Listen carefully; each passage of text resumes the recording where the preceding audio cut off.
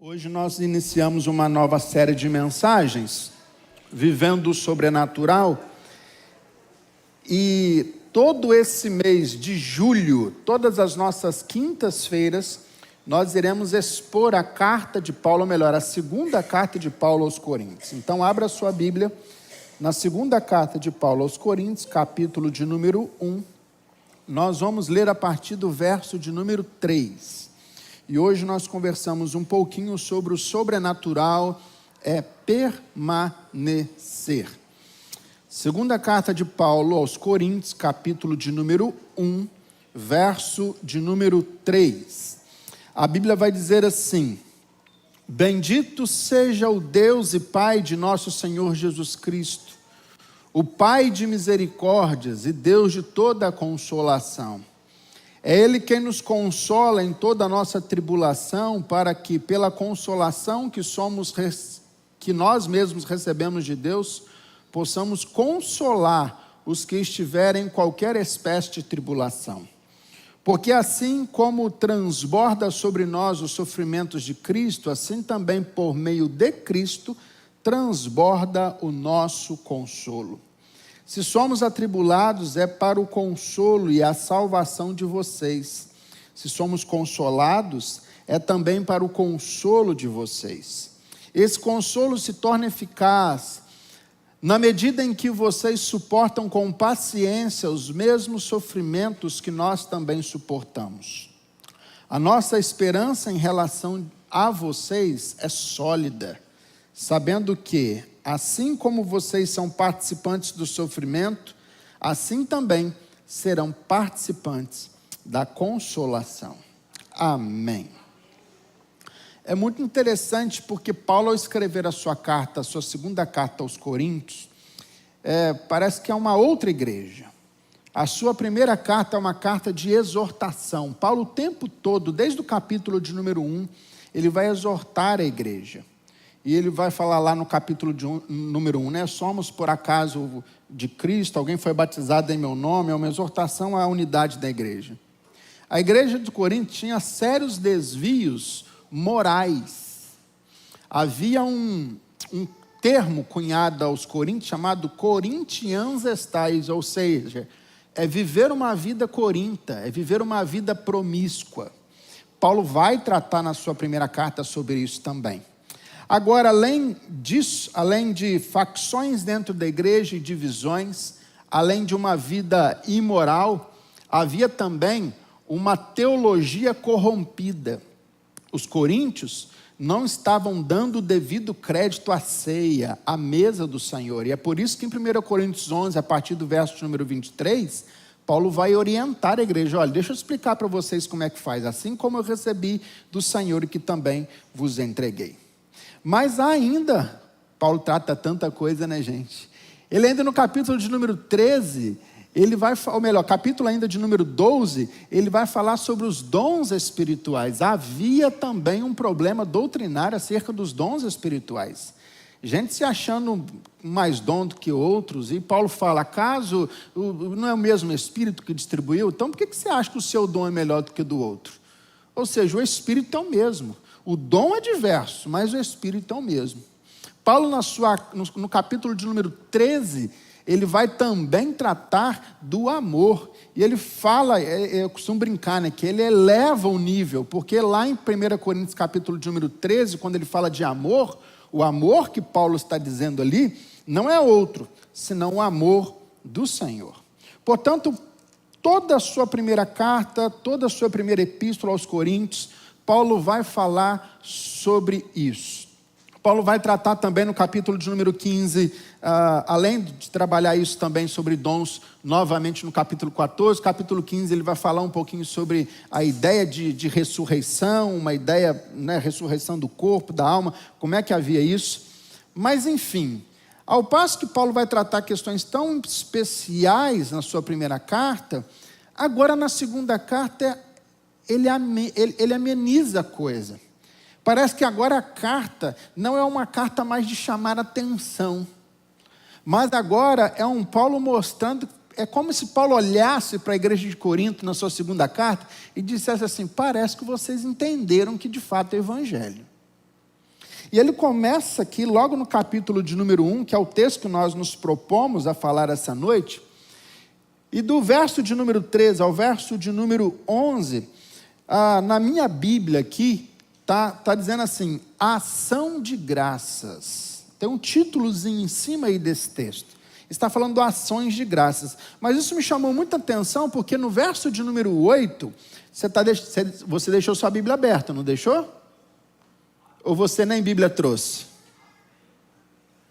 Deixou sua Bíblia aberta?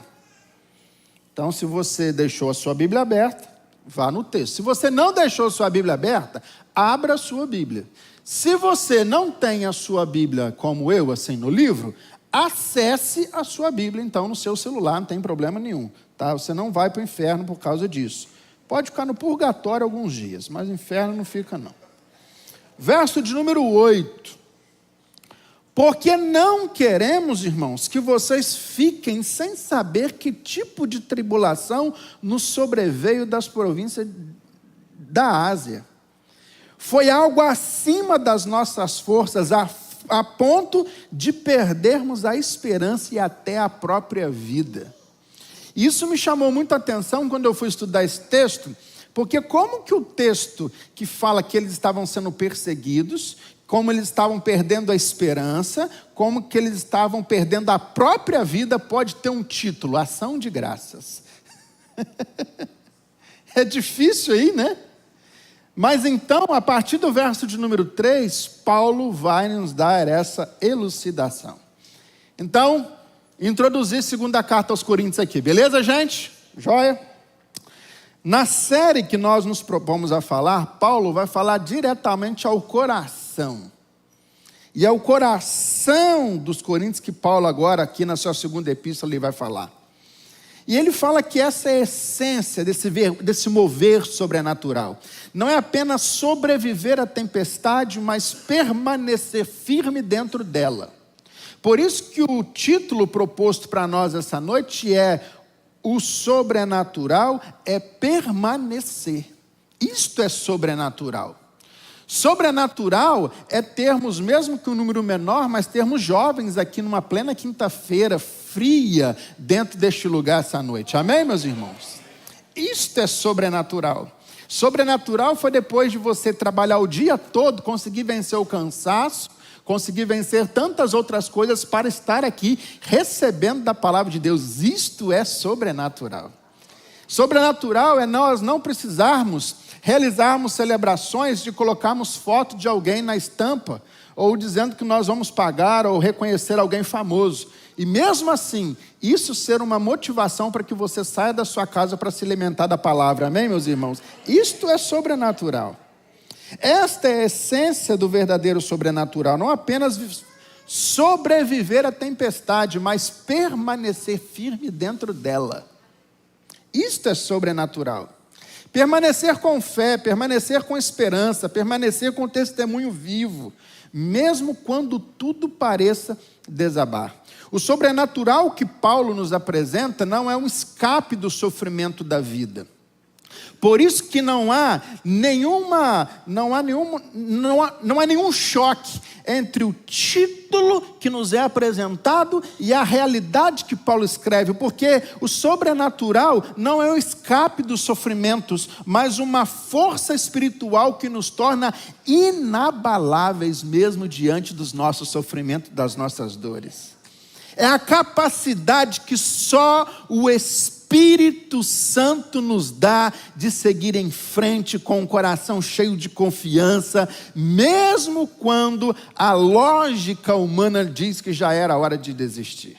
Isto é o sobrenatural. Então, nessa mensagem, Deus nos convida a olhar para a nossa própria história e perguntar: será que eu tenho permanecido? Essa é a pergunta para nós esta noite. Depois de tratar da origem, realidade do propósito do consolo, Paulo começa a falar sobre os sofrimentos do povo de Deus. E há algumas verdades que Paulo vai nos apresentar nesse texto. E a primeira verdade preciosa que é destacada aqui está aí no verso de número 5, que diz que Deus permite o sofrimento na vida dos seus filhos. Verso de número 5, Paulo vai nos escrever: por isso, porque assim como os sofrimentos de Cristo se manifestam em grande medida ao nosso favor, assim também a nossa consolação transborda por meio de Cristo. Os sofrimentos de Cristo aqui não são vicários. O sofrimento de Cristo aqui não é o que Ele fez por nós na cruz do Calvário. Porque olhe bem, aquilo que Jesus fez na cruz do Calvário em favor da minha e da sua vida, ninguém poderia fazer, somente o próprio Cristo. Portanto, quando Paulo está falando do sofrimento de Cristo aqui, ele não está falando do sofrimento de cruz, porque isso não pode ser comparado a ninguém. Paulo, quando fala sobre o sofrimento de Cristo, Paulo está falando do nosso sofrimento, ou seja, do sofrimento em amor a nós. Portanto, a ênfase que Paulo tem aqui é o amor. Cristo nos amou tanto que Ele se submeteu à pior de todas as mortes, a morte de cruz. Foi isso que levou Cristo à cruz. A Bíblia diz, porque Deus amou o mundo, Ele deu o seu Filho unigênito, para que todo aquele que nele crê não pereça. Quando sofremos por Cristo, Ele sofre por nós e em nós. Quando Saulo perseguiu a igreja, Saulo estava perseguindo ao próprio Cristo. E é isso que a Escritura nos diz, que cuidado, ele nos alerta assim, cuidado, porque muitas pessoas se pegam lutando contra o próprio Senhor. Colin Kruse diz que a expressão os sofrimentos de Cristo significa que os sofrimentos suportados por causa de Cristo. Paulo já havia suportado muitas provações e sofrimento por causa de Cristo. Ele já havia sido insultado, já tinha sido objeto de complôs entre os assassinos, já tinha sido apedrejado, açoitado, lançado na prisão. Mas ele está certo quando ele começa a declarar que Deus não nos livra do sofrimento, mas no sofrimento. Por isso, esta é a grande dificuldade que nós temos para perceber. É que Deus muitas vezes, nesse olhar sobrenatural e nessa permanência sobrenatural, Ele não vai nos livrar da tormenta, mas em meio à tormenta. Deus não nos poupa dos problemas, mas nos problemas. Ele não nos livra das fornalhas, mas Ele nos livra nas fornalhas. Ele não nos livra da cova dos leões, mas Ele nos livra na cova dos leões. Warren Wiersbe disse que à medida que aumenta o sofrimento, também o suprimento da graça de Deus. Isso é extraordinário.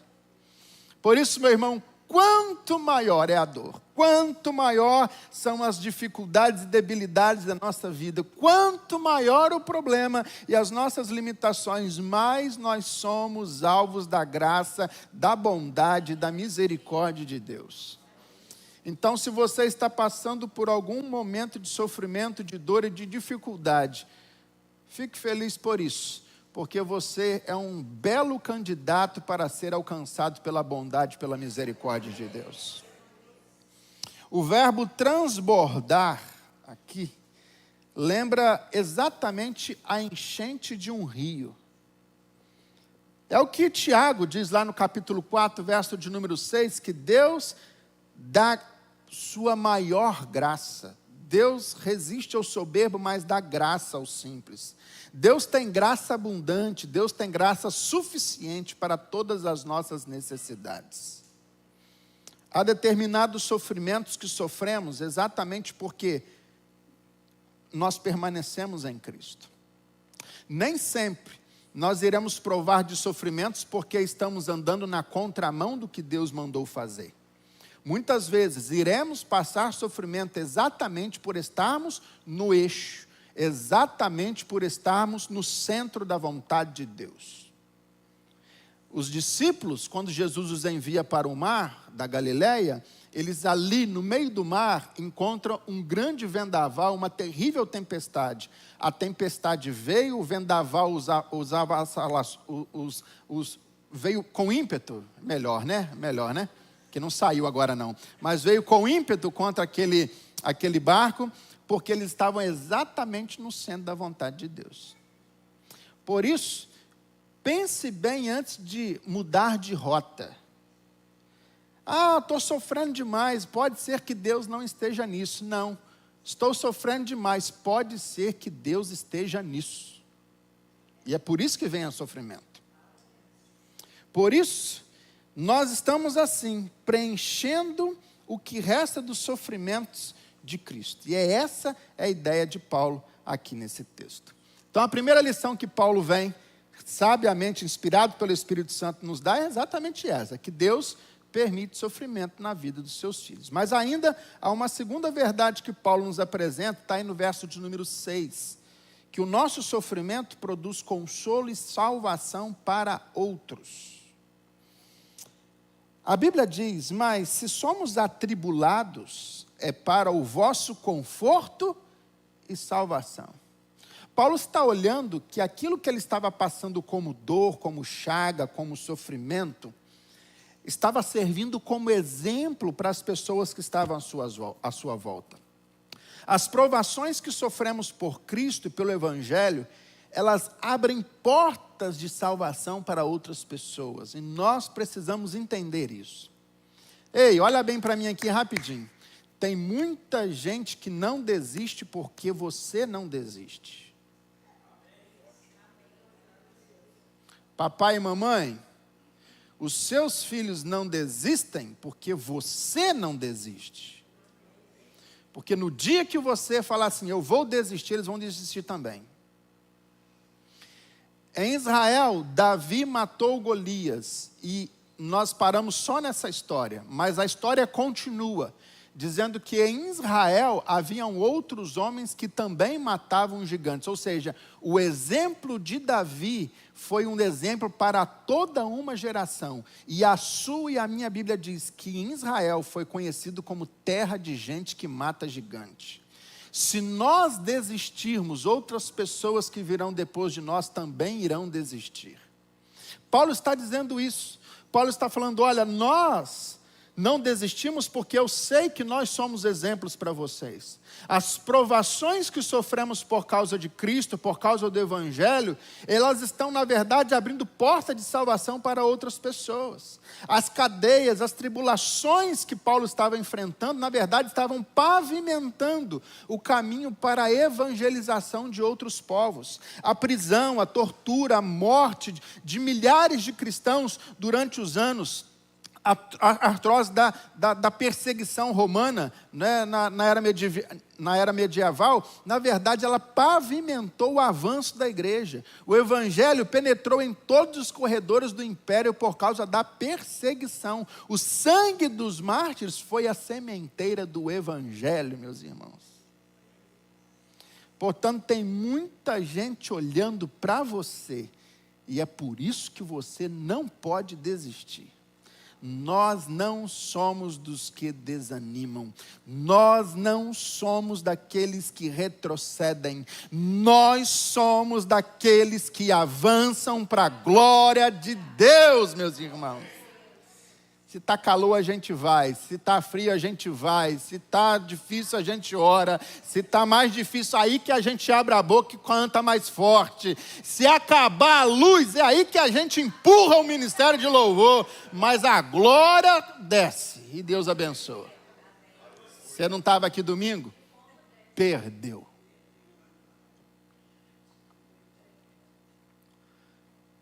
E Deus não vai fazer de novo. Porque tem certas coisas que ele faz só por um momento. Terceira lição, terceira verdade que nós precisamos entender, é que o nosso conforto e instrumento de consolação é para os outros crentes. É nisso que nós devemos nos agarrar. Olha só, Paulo está falando o seguinte, qual é o meu conforto? Qual é o alento que eu recebo diante da tribulação? não é que Deus vem e faz um carinho, faz um cafuné no meu pescoço. Eu me satisfaço vendo o outro prosperar. Gente, que visão extraordinária. Que homem de Deus nós estamos vendo aqui, hein, meus irmãos? A minha satisfação é ver você prosperando. O que eu trago para mim como consolo e como recompensa é ver o tamanho da evolução da sua vida. É quando eu olho o outro no púlpito e digo, graças a Deus, eu estou sendo privilegiado de ver alguém que eu discipulei, que eu ganhei para Jesus, que eu batizei, que eu casei, e que ele está lá em cima, ele está tendo condições de pregar o evangelho, e eu estou na plateia aplaudindo e glorificando a Deus pela vida dele. Se somos confortados e também para o nosso conforto, o qual se torna eficaz, verso de número 6, a parte V. Suportando-vos com paciência os mesmos sofrimentos que nós também padecemos. O nosso consolo deve ser uma fonte de consolação para outros, um lenitivo para aliviar a dor dos outros, um remédio para as feridas dos outros.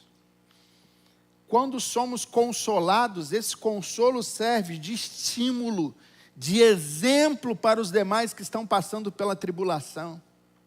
É quando a gente lê a história de Jó e vê que aquele homem era um homem chagado, que aquele homem era um homem que estava sendo injustiçado, aquele homem era um homem que estava sendo abandonado, mas quando nós vemos a história daquele homem, isso nos dá força para continuar a caminhada, porque se grandes homens de Deus do passado passaram por isso, nós também iremos passar.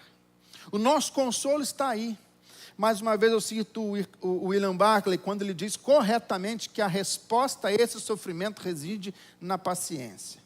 A palavra grega aqui para esse tipo de paciência, é uma palavra grega que não é só uma aceitação simples, mas é como se fosse... Eu vou tentar explicar isso para vocês. Tem hora que a gente... quebra a cabeça, né, pastor Jonas? Você imagina Lutero para traduzir a Bíblia para o alemão, né? É como se fosse triunfo e vitória, problemas e provas, ou seja, descreve o espírito que não só pode aceitar o sofrimento, mas também pode triunfar sobre ele. Então, quando o Paulo está usando essa palavra aqui, traduzida para a paciência, para essa visão leninista, ele está falando assim, olha, aguenta um pouquinho, espera só mais um pouco, que logo à frente haverá vitória e triunfo. E é isso que faz parte do Evangelho. Porque não importa para nós quais sejam as dores, as dificuldades, os problemas que atravessamos, nós sabemos. E é por isso que agora a gente começa a entender o que Paulo estava dizendo, que esta leve e momentânea tribulação, porque a mente dele não estava aqui, ele estava olhando com paciência, que ele estava vendo, aqui eu estou sofrendo, mas lá na frente eu estou triunfando. Aqui a dificuldade está apertando, mas lá na frente Deus está enxugando os meus olhos, todas as lágrimas. É esta paciência que olha para o futuro que me faz triunfar em Cristo. Corroborando com esse entendimento, Fritzel diz que no grego clássico, essa palavra, pomonen, era usada também para a habilidade de uma planta viver sobre circunstâncias desfavoráveis. Possivelmente você já viu isso. Um asfalto ou um cantinho de asfalto, um paralelepípedo, e dali surge uma flor. Do meio do caos, do meio da dificuldade, ali nasce uma árvorezinha, ali nasce uma flor bonita, ali nasce é vida brotando dali. Era isso que Paulo tinha em mente quando ele disse isso. Portanto, quando ele vê isso, ele está dizendo assim, olha, mesmo diante de circunstâncias desfavoráveis, mesmo diante de dores, perseguições e dificuldades, eu sei que há um propósito nisso, eu sei que eu não posso desistir, porque eu sei do Deus que eu sirvo, o que Ele está realizando. A minha quarta e última verdade, que eu quero destacar com vocês, está aí no verso de número 7. A nossa esperança a respeito de vós, disse Paulo, está firme, sabendo que como sois participantes do sofrimento, assim vocês também serão da consolação. O crente bebe tanto o cálice do sofrimento como a taça da consolação. Diz o reverendo Hernandes Dias Lopes. Ele não é poupado das feridas, nem é privado do óleo da cura. Portanto, o mesmo Jesus que diz para você o seguinte, olha, no mundo tereis aflições. É o mesmo Jesus que diz para você, mas tem bom ânimo, porque eu venci o mundo. Nós estamos juntos nessa. Ser cristão não é ser poupado das provas, dos vales, dos desertos, das fornalhas, das covas, de leões, das prisões ou da morte. Mas ser crente é ser confortado em todas essas circunstâncias adversas.